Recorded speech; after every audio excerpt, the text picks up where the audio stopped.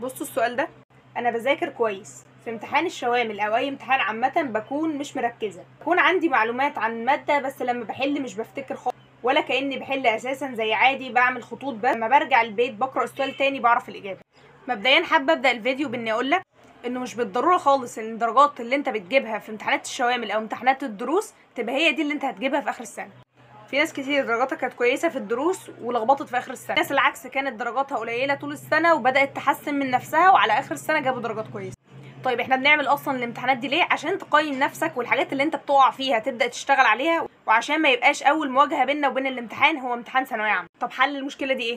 محتاجين نراجع الماده كويس ونقنع نفسنا ان احنا رايحين تجربه مصغره لامتحان ثانويه عامه، وبعد ما تراجع الماده او الشابتر اللي انت هتمتحن عليه حل عليه امتحان شامل او حل اسئله السنين السابقه. ده هيساعدك تتذكر المعلومات وهيساعدك ان انت تعرف تتعامل مع الامتحان.